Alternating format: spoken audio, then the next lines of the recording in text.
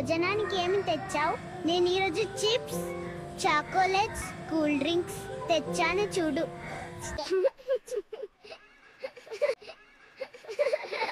Wow, కానీ నేను అన్నం, కూరగాయలు, పండ్లు తెచ్చాను. అమ్మ చెప్పింది ఇవి తింటే బలం వస్తుందని.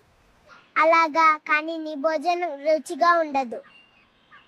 అవును, రుచిగా ఉండదు, కానీ ఇదే ఆరోగ్యానికి మంచిదని అమ్మ చెప్పింది. అవునా? అది ఎలా? మనం ప్రతిరోజు చాక్లెట్లు, బిస్కెట్లు తింటే అందులో ఉన్న షుగర్ మన ఆరోగ్యానికి మంచిది కాదంట. ఇంకా మన పళ్ళు కూడా పాడైపోతాయి.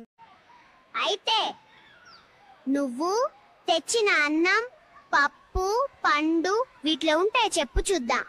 అయితే పద, క్లాసుకెళ్ళి మన టీచర్ని అడుగుదాము. ఇవి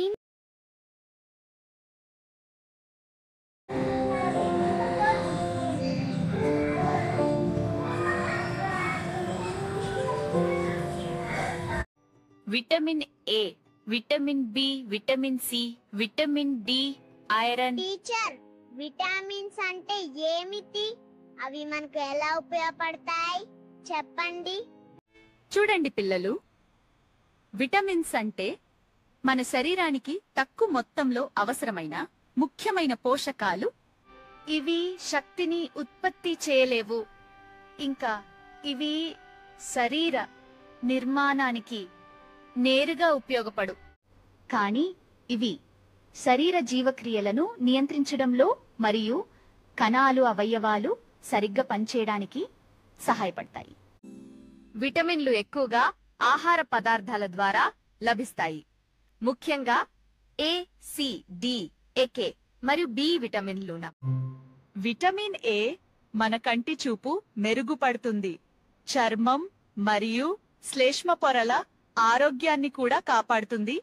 విటమిన్ సి కొల్లాజెన్ ఉత్పత్తికి, చర్మాన్ని రక్షించడానికి మరియు రోగ నిరోధక శక్తిని పెంచడానికి సహాయపడుతుంది. విటమిన్ డి ఎముకలను బలంగా చేయడానికి, కాల్షియంను గ్రహించడంలో సహాయపడుతుంది. విటమిన్ ఇ శక్తివంతమైన యాంటీ ఆక్సిడెంట్ గా పనిచేసి కణాలను దెబ్బతినకుండా కాపాడుతుంది. విటమిన్ కే గాయాలు మానడానికి మరియు రక్తం గడ్డకట్టడానికి సహాయపడుతుంది. విటమిన్ బి, ఈ vitamin below B1, B2, B3, B12 వంటి అనేక రకాలున్నాయి. ఇవి శక్తిని ఉత్పత్తి చేయడానికి, ఎర్ర రక్త కణాల తయారీకి మరియు నాడీ వ్యవస్థ పనితీరుకు ముఖ్యమై. అర్థమైందా పిల్లలు? కాబట్టి మీరిప్పటించి కూరగాయలు, పండ్లు, పప్పు ఎక్కువగా తినాలి. చాక్లెట్స్, బిస్కెట్లు తినకూడదు. అర్థమైంది టీచర్. ఇకంచి మేము చాక్లెట్స్, బిస్కెట్లు స్కూల్ తీసుకుని రాము. Thank you.